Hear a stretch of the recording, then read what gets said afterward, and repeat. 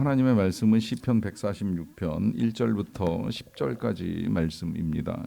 시편 146편 1절부터 10절까지 말씀을 저와 여러분들이 한 절씩 교독으로 받들어 읽겠습니다. 할렐루야, 내 영혼아 여호와를 찬양하라. 나의 생전에 여호와를 찬양하며 나의 평생에 내 하나님을 찬송하리로다. 귀인들을 의지하지 말며 도울 힘이 없는 인생도 의지하지 말지니 그의 호흡이 끊어지면 흙으로 돌아가서 그날에 그의 생각이 소멸하리로다. 야곱의 하나님을 자기의 도움으로 삼으며 여호와 자기 하나님에게 자기의 소망을 두는 자는 복이 있도다. 여호와는 천지와 바다와 그 중에 만물을 지으시며 영원히 진실함을 지키시며 억눌린 사람들을 위해 정의로 심판하시며 줄인 자들에게 먹을 것을 주시는 이시로다. 여호와께서는 갇힌 자들에게 자유를 주시는도다. 여호와께서 맹인들의 눈을 여시며 여호와께서 비굴한 자들을 일으키시며 여호와께서 의인들을 사랑하시며 여호와께서 나그네들을 보호하시며 고아와 가부를 붙드시고 악인들의 길은 굽게 하시는도다. 시온아 여호와는 영원히 다스리시고 내 하나님은 대대로 통치하시리로다. 할렐루야. 아멘. 갑자기 직장을 그만두게 된 이 교우가 있습니다. 기도 부탁을 받고 기도하는 중에 기왕이면 실제적인 도움이 되었으면 좋겠다라고 하는 생각을 하면서 우리 교회 교우들 가운데 일을 부탁할 사람이 없을까 하는 생각을 가지고 고민을 좀 했었습니다. 고민하는 중에 이제 이 부탁할 만한 사람들의 상황도 이제 사실 제가 뭐 다는 몰라도 어느 정도 이제 알고 있는데 이렇게 제가 알고 있는 이 현재의 상황이 그리 썩 좋지 않다 보니까 일을 부탁하기가 가능할까라고 하는 고민을 하면서 일단 이제 기도를 하기만 하기도 했고요. 또 한편으로는 이제 부탁을 하기도 했는데 이제 매칭이 잘 안 돼서 이제 함께 일할 기회가 닿지는 않았는데 감사하게도 이제 또 다른 이제 일터를 찾아서 일을 할 수 있게 되었다라고 하는 소식을 듣게 되었습니다. 그러다가 이제 부탁을 하려고 했던 분에게 이제 제가 주일날 식사를 하면서 이야기를 나누다 보니까 뭐 실제로 뭐 지금의 상황이 썩 이제 여의치는 않다 이제 이런 이제 말씀. 하시는 걸로 이제 한 번 더 확인을 할 기회를 가졌고요. 이런 일들을 이제 진행해 나가면서 개인적으로 이제 어디까지 기도를 하고 또 어디까지 이 교우들에게 부탁을 해야 되는가라고 하는 이제 고민을 하게 됩니다. 여러분들 같으면 혹시 어려울 때 이제 제일 먼저 생각나는 사람이 누구십니까? 그리고 그런 상황 속에서 이제 누구를 찾아야 한다고 생각을 하십니까? 시편 146편부터 이제 마지막 150편까지는 할렐루야로 시작되는 찬양 시입니다. 뭐 시작뿐만이 아니라 이제 끝날 때도 할렐루야로 끝나는 특성을 가지고 있는 5개의 시편 읽게 되면 이제 모든 시편이 마무리가 되는데요. 이 시는 그냥 단순히 찬양으로만 끝나는 것이 아니라 이 찬양을 하는 가운데에 이제 깨닫게 된 하나님의 은혜 내지는 또 하나님께서 주시는 지혜들도 아주 잘 담고 있습니다. 그래서 이 찬양하라 내지는 찬양하리로다라고 하는 이 선포와 고백만 하고 있는 것이 아니라 왜 찬양해야 되는지 그 찬양 가운데 어떤 하나님을 만나게 되는지를 우리에게 잘 알려주는데요. 그것이 오늘 3절에 이제 이렇게 전해집니다. 귀인들을 의지하지 말며 도울 힘이 없는 인생도 의지하지 말라라고 하는 것입니다. 어떻게 보면 사람을 의지하는 것에 대한 이제 경고의 메시지라고도 할 수 있겠습니다만은 특별히 여기서 귀인, 과거에 이제 방백으로 쓰였던 이 단어를 사용하면서 의지하지 말라는 이유가 어디에 있겠습니까? 일단 방백이 되었건 귀인이 되었건 힘 있는 사람입니다. 능력 있는 사람입니다. 의지하면 큰 도움을 받을 수도 있는 사람입니다. 그런데 그런 사람들만 의지하지 말라라고 하는 것이 아니라 도울 힘이 없는 인생도 의지하지 말라라고 하는 당부를 합니다. 이유가 4절에 분명하게 나오지요. 그의 호흡이 끊어지면 흙으로 돌아가서 그날에 그의 생각이 소멸하리로다라고 하는 것입니다. 이 말씀은 어떤 귀인이라도 어떤 방백이라도 결국은 인생이 끝날 때가 찾아오고 그렇게 되면 그 흙으로 돌아갈 수밖에 없는데 그를 의지해서 살아왔던 삶도 똑같은 어려움에 휘말릴 수 있다라고 하는 경고입니다. 저는 이것이 단순히 그냥 호흡이 끊어지는 것만으로 생각하지 않고요. 이제 이 귀인이나 방백이 가지고 있었던 권력이나 혹은 재력이나 뭐 어떤 형태의 능력이 되었든지 그것들조차도 끊어질 때가 올 수 있다라고 하는 이제 경고로 받아들입니다. 뭐 실제로 권불 10년이라고 권력이라고 하는 것이 이제 장기적으로 집권해서 그 권력의 힘을 유지해가는 사람도 있긴 합니다만은, 그러나 결국 어느 순간은 끝날 때가 도래할 수밖에 없겠지요. 그러니 그 권력에 기대어서 한 자리를 차지하고 뭔가 인생을 꾸려가고자 했었던 사람들이 하루아침에 실제로 이제 큰 어려움을 겪는 것도 우리는 여러 번 보았고요. 그러니 사람을 의지한다라고 하는 것이 얼마나 위험한 일이 되겠습니까? 그러니 이와 같은 이제 일보다 어떻게 살아야 되느냐라고 하는 답을 오늘 5절에서 우리에게 잘 제시해 줍니다. 야곱의 하나님을 자기의 도움으로 삼으며 여호와 자기 하나님에게 자기의 소망을 두는 자는 복이 있도다라고 합니다. 자, 여기서 지금 우리가 누구를 의지해야 되느냐라고 했을 때에 아주 명백하게 답을 주십니다. 그것은 야곱의 하나님을 자기의 도움으로 삼으라라고 하는 것입니다.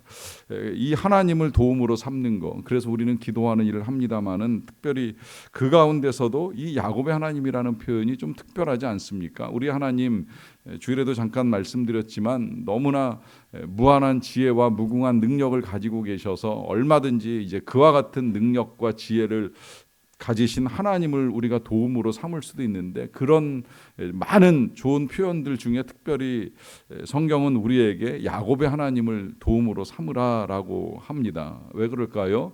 아시는 대로 야곱의 일생 가운데 하나님이 행하신 일들이 참 너무 놀랍고 또 감사하기 때문이지요. 야곱은 아시는 대로 젊은 나이에 아버지와 형을 속이다가 결국 집을 떠날 수밖에 없는 상황 속에서 베델이라고 하는 광야에서 혼자 외로이 잠자는 밤을 맞이해야만 했습니다. 이제 그 가운데 하나님이 찾아오셔서 야곱에게 귀한 약속들을 해 주시지요. 네가 어디로 가든지 내가 너와 함께 있어.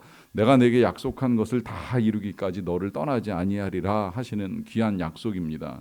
이 약속을 믿고 이제 밧단 아람으로 떠났던 야곱의 일생이 절대 쉽지는 않았어요. 거기에서 삼촌이나 사촌들을 만나면서 열심히 수고했지만 또 많은 오해도 받고 힘든 갈등의 시간들을 겪게 됩니다. 그런데 그 상황 속에서 이제 하나님이 야곱의 고백대로 하자면 두 때나 이루어서 다시 고향으로 돌아오게 합니다. 이때 이 두 때는 그의 재산만 늘어난 것이 아니라 이제 가족의 수도 굉장히 많아져서 그 가족들과 함께 힘 있는 사람이 되어서 이제 돌아올 수 있는 은혜를 누리게 되지요.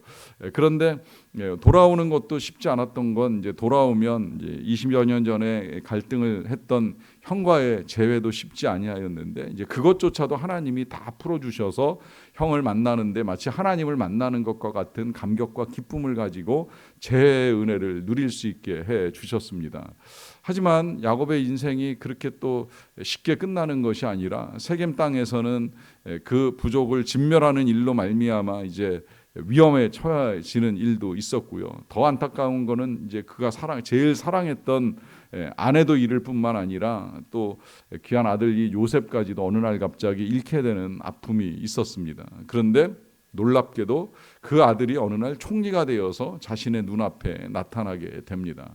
이런 모든 야곱의 일생 가운데 지금 그가 겪은 일들은 그의 표현대로 험악한 세월을 보냈지만 그 세월 속에서 하나님은 때를 따라 필요한 은혜를 베풀어 주시고 계속 그의 삶을 도와주셨다는 거예요. 그런 의미에서 이 야곱의 하나님은 이 야곱의 외로움 가운데, 가난함 가운데, 고난과 고통 가운데서도 늘 떠나지 아니하시고 그에게 은혜를 베푸시는 하나님이시라는 사실입니다. 그러하기에 야곱의 하나님, 그러면 이제 첫 번째로는 우리의 인생에도 그와 같은 도움을 베푸시는 하나님이시다라고 하는 사실을 우리가 알 수가 있겠고요. 그런데 이제 그럼에도 불구하고 그런 도움을 받은 사람이 야곱 한 사람뿐이겠는가? 요셉은 어떠하고 또 다윗은 어떠한가라고 하는 질문을 할 수밖에 없습니다.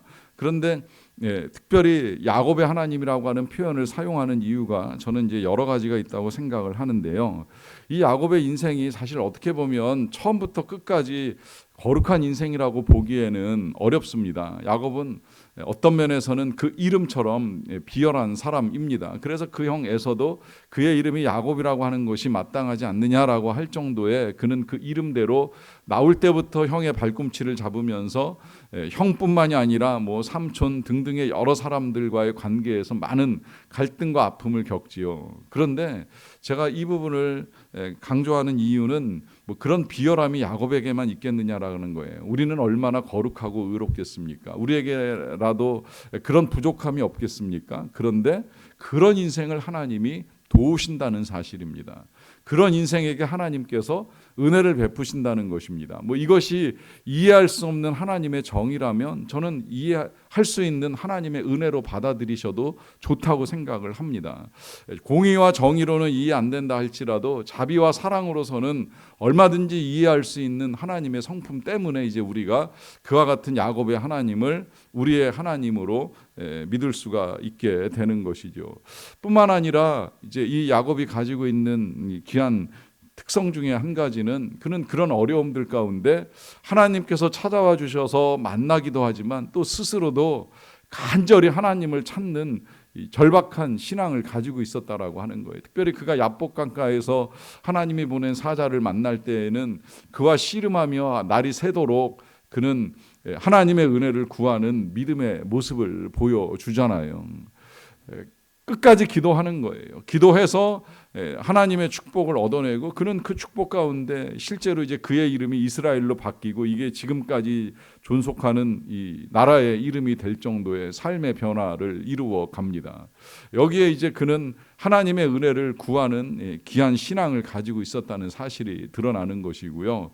그러하기 때문에 오늘 본문에서 이 야곱의 하나님은 더 나아가 이제 야곱의 하나님으로서만이 아니라 이스라엘의 하나님으로서 이 이스라엘을 별칭할 때도 야곱이라고 하는 표현을 사용하잖아요. 이사야 선지자가 이스라엘 백성들에게 경고의 메시지를 전할 때에 하나님께서 이스라엘을 명하신 표현 자체가 지렁이 같은 너 야곱아라고 하면서 하나님께서 이스라엘에 그 많은 은혜를 베풀어 주셨음에도 그 은혜를 잊어버린 이스라엘 백성들을 향한 호칭이 야곱입니다. 그렇게 보면 이 야곱과 이스라엘이라고 하는 단어는 거의 동의어처럼 사용되기도 하는데요. 이 이스라엘이 어떤 은혜를 받았는지도 잘 아시죠. 특히 이제 우리 출애굽기 읽어 나가다 보면 이스라엘은 제일 먼저 하나님께 부르짖어서 모세 같은 지도자와 함께 이제 결국 출애굽을 하는 은혜를 누릴 뿐만 아니라 나중에 그들이 광야를 지나오는 동안에 송아지 우상 만들고 원망하고 불평하는 수많은 거역 속에서도 하나님이 끝내 은혜를 베풀어 주시지요. 그러니 야곱이나 이스라엘이나 하나님께 은혜를 받은 백성이요 민족임에 이제 틀림이 없습니다. 그러하기에 이제 이 하나님을 도움으로 삼는 건 너무나 당연한 일인데 특별히 5절에서는 이 하나님을 도움 삼음에 있어서 이 표현이 반복됩니다.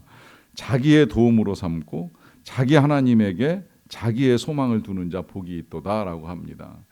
특별히 강조되는 단어는 자기입니다. 자기. 그의 하나님이라 하는 말이죠. 그의 도움이라는 표현이고 그의 소망을 하나님께 두라 하십니다. 왜 그럴까요?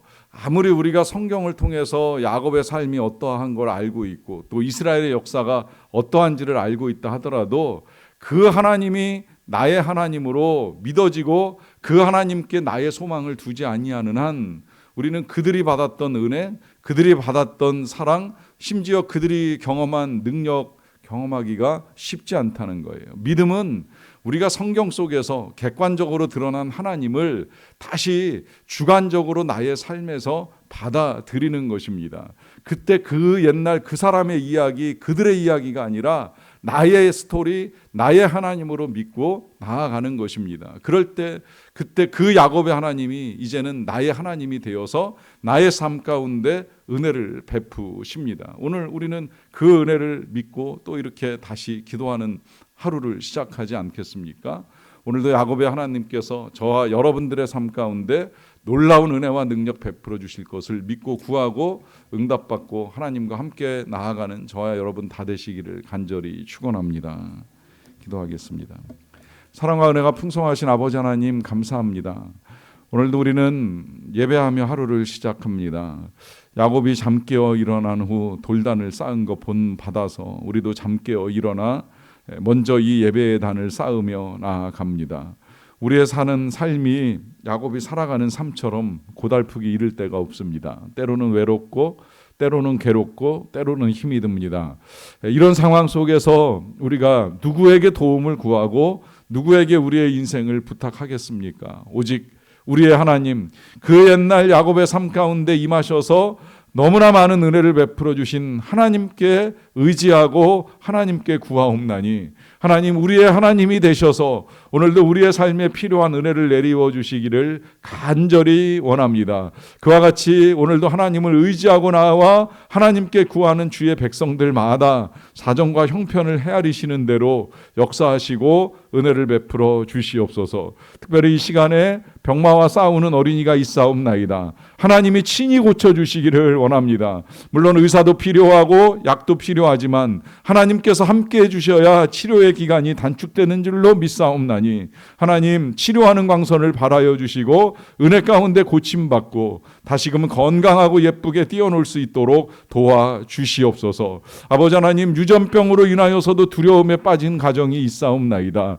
이 또한 누가 고칠 수가 있겠사옵나이까? 하나님의 은혜가 아니면 안 된다라고 하는 믿음을 가지고 구하옵나니, 구하는 대로 그 모든 유전병이 그 가정 안에 완전히 끝나게 도와주시고, 그래서 자손들이 건강하게 행복하게 살아가는 은혜를 누릴 수 있도록 도와주시옵소서. 그 밖에도 여러 가지 질병으로 인하여 많은 어려움을 겪는 가정들마다 하나님이 함께하여 주시어서 질병은 떠나가고 건강이 회복되게 도와주시옵소서. 병상의 시간이 길어지지 않게 도와주시고 하나님의 뜻 가운데 선한 길로 인도하여 주시기를 간절히 원합니다. 그 밖에도 여러 가지 어려움과 아픔 가운데 하나님을 믿고 구하는 가정들마다 주의 은혜를 내려주시기를 원합니다. 특별히 우리에게 믿음의 은혜가 필요합니다. 야곱 같은 믿음의 은혜가 필요합니다. 아브라함으로부터 이삭을 거쳐 야곱까지 이르렀던 이 귀한 믿음이 우리의 삶에서도 전수가 되어서 정말 부모의 신앙이 자녀에게,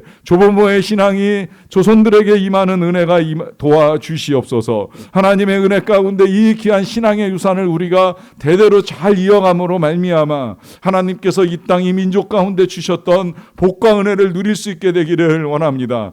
행여라도 그 믿음을 버림으로 말미암아 저주받은 나라들의 그 고난을 이 민족이 되풀이하지 않도록 도와주시고, 끝까지 기도하는 가운데 신앙의 유산을 잘 지켜나가는 우리 민족이 되게 하여 주시옵소서. 나가 계신 선교사님들 도와주시고, 들어와서 여러 가지 준비를 새롭게 하시는 모든 선교사님들마다 필요한 비자와 건강과 모든 것들을 은혜 가운데 채워주시기를 간절히 원합니다. 감사드리옵고 예수님의 이름으로 기도하옵나이다. 아멘.